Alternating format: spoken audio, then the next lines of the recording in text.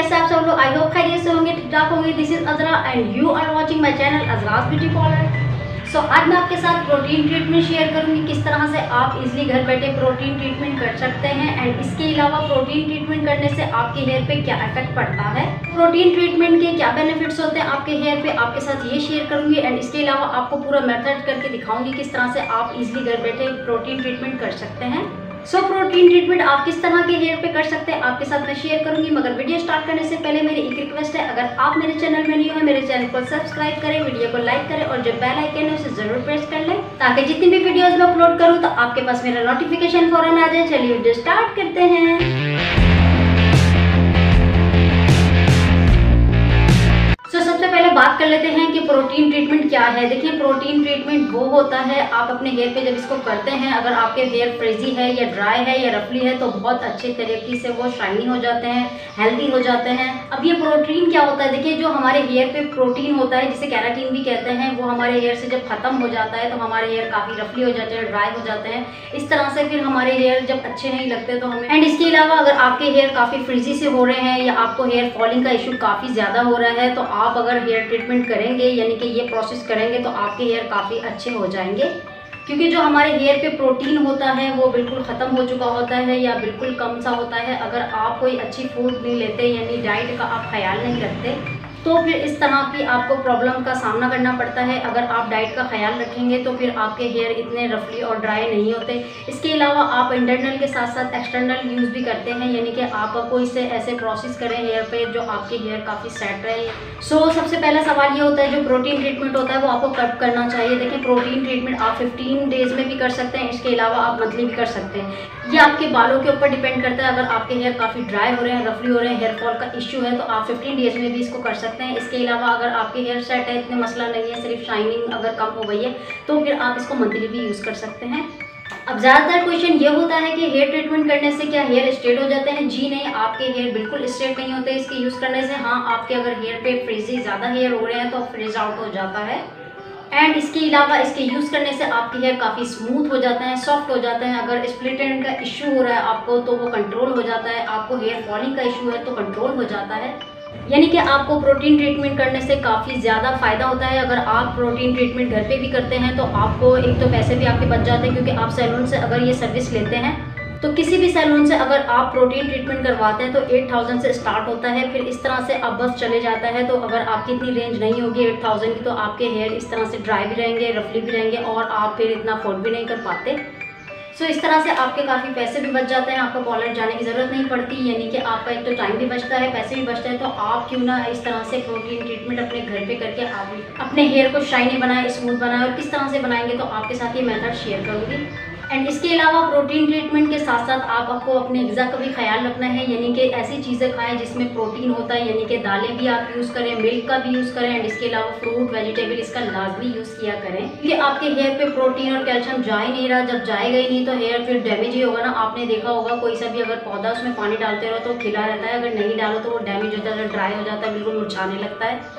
इसी तरह से हमारे हेयर्स होते हैं। अगर हमारे हेयर्स पे पानी नहीं जाएगा, ग़िज़ा नहीं जाएगी, प्रोटीन नहीं जाएगा तो इस तरह से हमारे जो हेयर है वो रफली ड्राई हो जाएंगे और इसके साथ साथ हेयर फॉलिंग का इशू भी हो जाएगा। एंड इसके अलावा आप वीक में लाजमी 2 से 3 टाइम हेयर ऑयलिंग लाजमी ये करें। अगर आप हेयर ऑयलिंग नहीं पसंद फिर भी आपको लाजमी करना है, अगर आधे घंटे के लिए भी कर लेंगे तो आपके हेयर काफ़ी अच्छे रहते हैं इसके यूज़ करने से। आप हेयर ऑयल जब भी यूज़ करें तो बेस्ट हेयर ऑयल यूज़ करें या एक्स्ट्रा वर्जन जो हेयर ऑयल होते हैं वो यूज़ किया करें। इसके यूज़ करने से आपको काफ़ी बेनिफिट मिलते हैं। जब आप कोई सा भी प्रोटीन ट्रीटमेंट करवाते हैं तो जब आपके हेयर पे कोई सी भी क्रीम लगती है तो आपके जो हेयर की लेयर होती है यानी कि जो क्यूटिकल होता है उसमें वो क्रीम जाती है, उसके अंदर जाने के बाद वो वर्क करती है। तो इस तरह से जो आपके हेयर में कोई भी प्रॉब्लम होती है तो सॉल्व हो जाती है। अब जो प्रोटीन ट्रीटमेंट होती है वो डिफरेंट तरीके से होती है, हर पार्लर में अलग तरीके से होती है। इसके अलावा आप घर पे भी इजीली कर सकते हैं। किस तरह से करेंगे तो आपके साथ ही मैं शेयर करूंगी। मैं जिस मेथड से आपके साथ प्रोटीन ट्रीटमेंट शेयर करूंगी तो आप भी इसी को फॉलो करते हुए जब प्रोटीन ट्रीटमेंट करेंगे तो आपको इसका रिजल्ट पॉजिटिव मिलेगा, काफ़ी अच्छा मिलेगा। एंड इसके अलावा मैं जो प्रोडक्ट यूज़ कर रही हूँ, अगर आपके पास ये प्रोडक्ट नहीं है तो आप कोई सी भी प्रोडक्ट यूज़ कर सकते हैं और इस तरह से प्रोटीन ट्रीटमेंट ईजिली घर पर कर सकते हैं।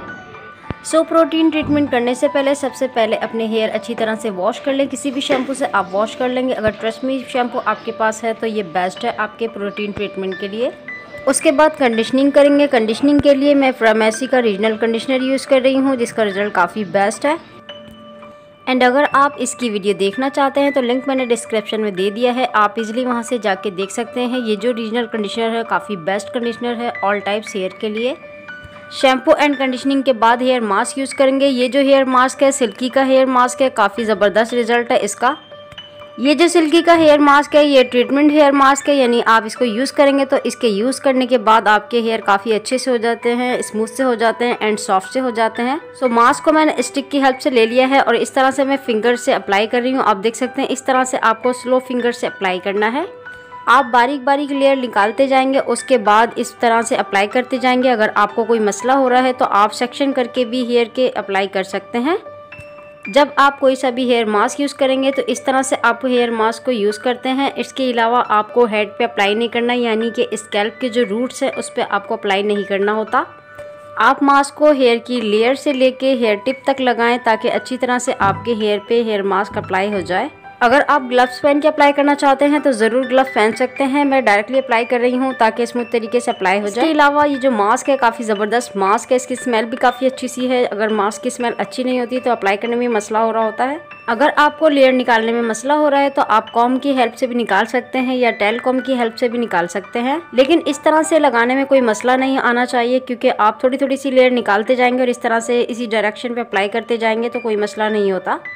थिन लेयर्स निकालने के बाद इस तरह से हम लगाने के बाद इस तरह से सारे हेयर्स को लेंगे और फिर इसी तरह से अच्छी तरह से ब्लेंड कर देंगे ताकि जो हमने हेयर मास्क लगाया अच्छी तरह से हेयर पे अच्छी तरह से मिक्स हो जाए। मैंने हेयर मास्क पहले एक साइड पे अप्लाई कर दिया था, उसके बाद मैं दूसरी साइड पे अप्लाई कर रही हूँ। आप भी इसी तरह से 2 सेक्शन कर लेंगे, एक साइड पे अप्लाई कर लें, उसके बाद दूसरी साइड पे अप्लाई कर लें, या फिर आप नॉर्मल भी अप्लाई कर सकते हैं। दूसरी साइड पे मास्क अप्लाई करने के बाद मैं दोनों साइड्स को इस तरह से ज्वाइंट कर दूंगी और फिर अच्छी तरह से इसको भी मिक्स कर दूंगी। आप जब भी कोई सा हेयर मास्क अप्लाई करें या कोई सी भी हेयर क्रीम अप्लाई करें तो इस तरह से आपको ब्लेंड करना होता है, बिल्कुल स्लो फिंगर से ब्लेंड करें।